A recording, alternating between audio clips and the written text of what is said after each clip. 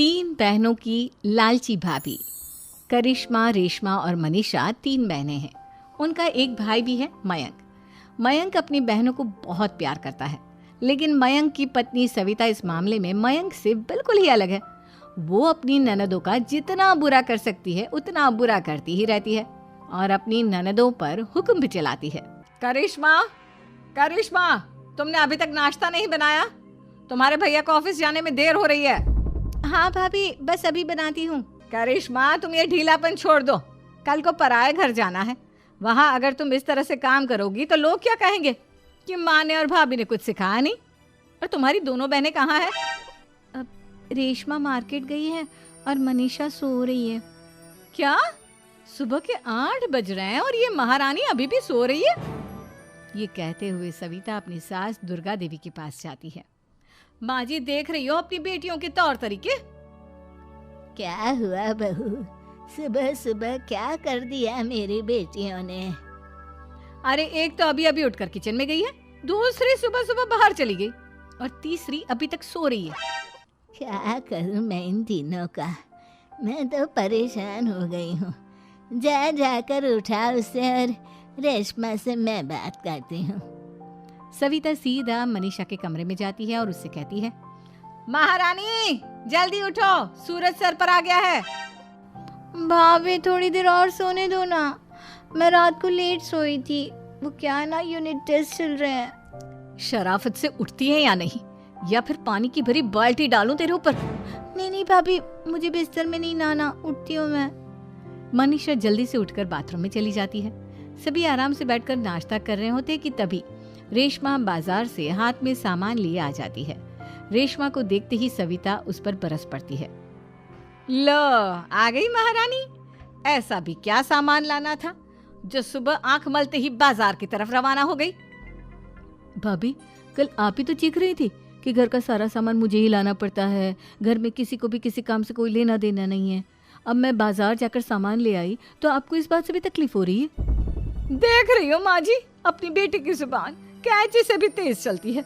और मयंक, आप तो कुछ कहेंगे नहीं अपनी लाडली बहन को? रेशमा, अपनी भाभी से ऐसे बात नहीं करते। चलो माफी मांगो। भैया, मैं क्यों माफी मांगू? आप भाभी से बोलिए ना कि हम पर कम हुक्म चलाया करे। हम इस घर की बेटियां हैं और आपकी पत्नी की ननद है, नौकरानी नहीं। लो कर लो बात। इनकी भलाई के लिए कुछ भी बोलो तो इन्हें बुरा लग जाता है। इस घर में यही इज्जत है मेरी।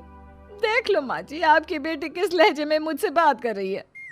सविता वहां से चली जाती है। मयंक को बहुत गुस्सा आता है, वो भी वहां से चला जाता है। फिर करिश्मा रेशमा को समझाती है। रेशमा, तुम्हें भाभी से माफी मांग लेनी चाहिए थी ना। लेकिन दीदी, मैंने कुछ किया ही नहीं, तो मैं माफी क्यों मांगू?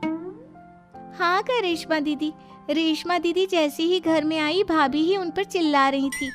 हाँ, मैं मानती हूँ कि गलती भाभी की थी। मैं तो इसलिए बोल रही हूँ कि भाभी ने माँ को तो पूरी तरह अपने वश में कर लिया है। वो हमारी बात सुनती ही नहीं। मयंक भैया हमारे लिए हमेशा खड़े रहते हैं, इसलिए उनकी बात का मान तो तुम्हें रखना चाहिए था ना। कोई फायदा नहीं दीदी, कुछ दिनों की बात और है, भाभी उन्हें भी हमारे खिलाफ भड़का देंगी। फिर वो भी माँ की तरह हमारी किसी बात का विश्वास नहीं करेंगे। इसी तरह सविता अपनी तीनों ननदों को किसी न किसी बात पर परेशान करती रहती थी। एक दिन मयंक अपनी तीनों बहनों के लिए गिफ्ट लाया। करिश्मा, ये तुम्हारे लिए हार का सेट। रेशमा, तुम्हारे लिए सुंदर सी ड्रेस। और मनीषा, तुम्हें किताबें पसंद है ना, तुम्हारे लिए किताबें लाया हूँ। थैंक यू भैया। थैंक यू भैया। थैंक यू भैया। करिश्मा, तुम्हारा नेकलेस कितना सुंदर है। ये भैया कहाँ से ले आए होंगे?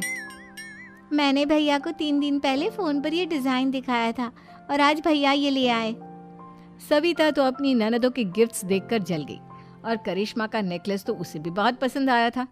अपनी बहनों के लिए कितना अच्छा नेकलेस लेकर आए हैं, मुझे कभी कोई गिफ्ट नहीं दिया।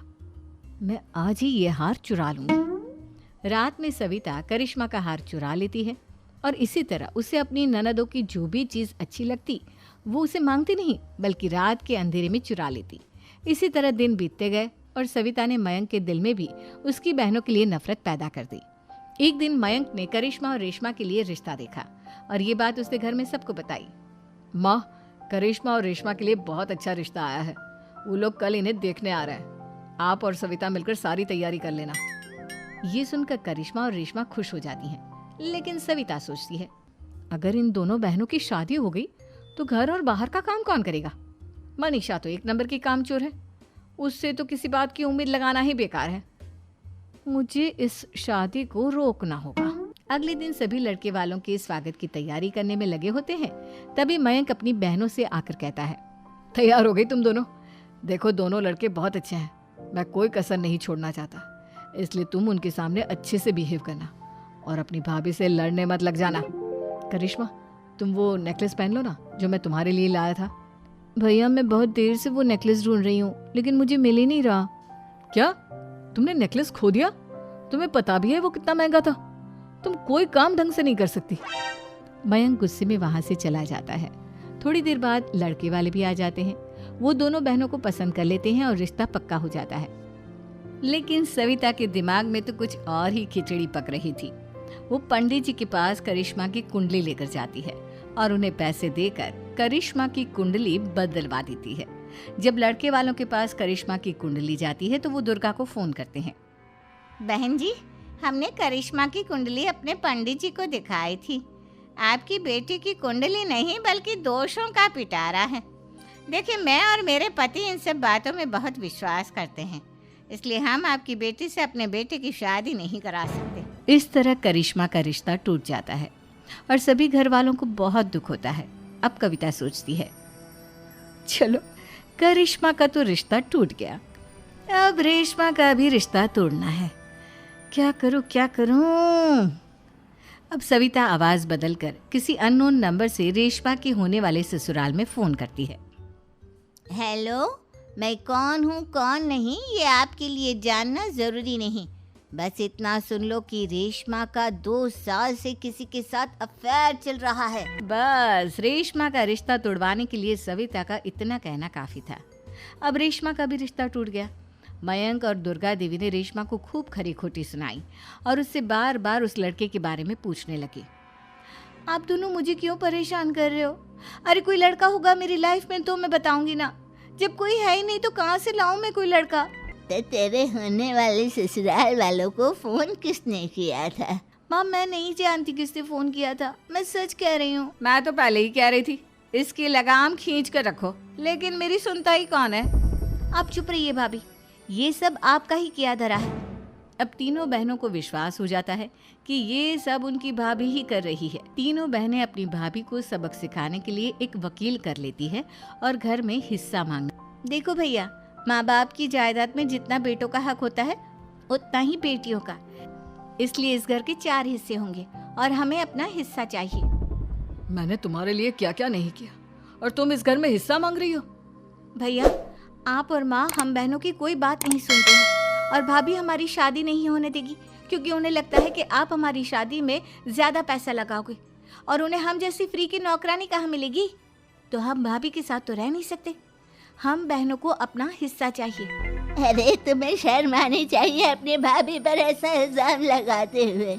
वो तुम्हारे बारे में कितना सोचती है। हाँ माँ, भाभी हमारे बारे में बहुत सोचती है, दिन रात बस यही सोचती रहती है कि किस तरह से अपनी तीनों ननदों को परेशान करूं, और कभी मुझे पढ़ने भी नहीं देती।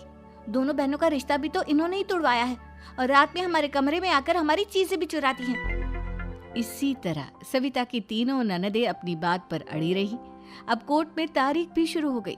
जब सविता को लगा कि उसकी तीनों ननद इतनी आसानी से नहीं मानने वाली, तो उसने अपने पति और सास को सारी सच्चाई बता दी और अपनी तीनों ननद से माफी मांगी। मयंक और दुर्गा को भी अपनी गलती का एहसास हो गया। अब सविता खुद करिश्मा और रेशमा के लिए अच्छा रिश्ता ढूंढती है और उनकी शादी करवाती है।